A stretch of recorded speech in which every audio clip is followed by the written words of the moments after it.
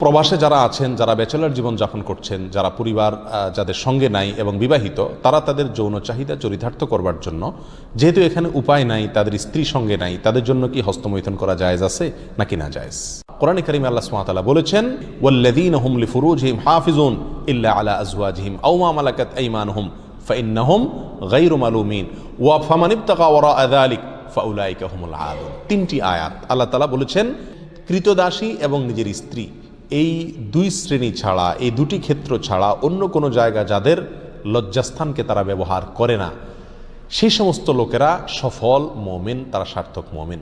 ফামানিবতাগা ওয়ারাআ যালিক, আল্লাহ বলেন এরপরে তৃতীয় আয়াতে, যারা এই দুটি ক্ষেত্র ছাড়া, স্ত্রী এবং কৃতদাসী, এই দুটি ক্ষেত্র ছাড়া অন্য যে কোনো ক্ষেত্রে তাদের যৌন চাহিদাকে চরিতার্থ করে মেটায়, আল্লাহ বলেন ফাউলাইকা হুমুল আদুন, তারা হলো সীমালঙ্ঘনকারী।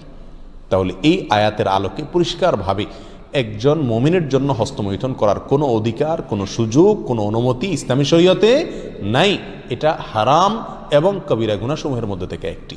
যারা প্রবাসে আছেন, এমন কোনো দেশে যদি থাকেন যেই দেশে তিনি তার যৌন চাহিদা না মেটালে নিশ্চিতভাবে গুনাহে লিপ্ত হয়ে যাবেন, জেনায় লিপ্ত হবেন, কারণ সেখানে জেনার অবাধ সুযোগ রয়েছে, এরকম যদি পরিস্থিতি হয় তাহলে নিজেকে রক্ষা করবার জন্য, অর্থাৎ বড় অপরাধ থেকে অপেক্ষাকৃত কম বড় অপরাধ যেটা, সেটাই তিনি লিপ্ত হতে পারেন, অর্থাৎ হস্তমৈথুন করতে পারেন। এটা কোনো ওলামা ইকরামের মত। অবশ্য অন্য ওলামা ইকরাম বলেছেন সর্বাবস্থায় হস্তমৈথুন করা কি হারাম। এই জন্য প্রবাসে যারা আছেন তাদের উচিত এই অপরাধ থেকে বেঁচে থাকা। বিশেষ করে মধ্যপ্রাচ্যে, আরব দেশে, সৌদি আরব সহ যে সমস্ত দেশে আলহামদুলিল্লাহ আল্লাহ সুবহানাহু ওয়া তাআলা পরিবেশ এখনো পর্যন্ত ভালো রেখেছেন, এখানে মানুষ চাইলেই জেনা করার সুযোগ নাই। অতএব এখানে এই সমস্ত দেশে যারা বসবাস করছেন তারা এই অজুহাতে হস্তমৈথুন করলে তাদের জন্য জায়েজ হবে না, এটা গুনাহ হবে, আখিরাত নষ্ট হবে, স্বাস্থ্যের জন্য যেহেতু ক্ষতিকর, সেই জন্য এটা শরীয়তে আরও বেশি কঠোরভাবে নিষিদ্ধ। এর জন্য সবর করতে হবে। নবী আলাইহিস সালাম বলেছেন, মান ইসতাতাআ মিনকুমুল বাআতা ফালিয়াতাযাওয়াজ, কার যদি সাধ্য থাকে সে নিজের চরিত্রকে হেফাজত করার জন্য বিয়ে শাদী করে। যদি বিয়ে শাদী করতে না পারে, এর মাধ্যমে সে নিজের চরিত্রকে হেফাজত করার মতো আর্থিক সঙ্গতি তার না থাকে, তাহলে নবী আলাইহিস সালাম বলেছেন ফালাইহি বিসসাওম, সে যেন রোজা রাখে।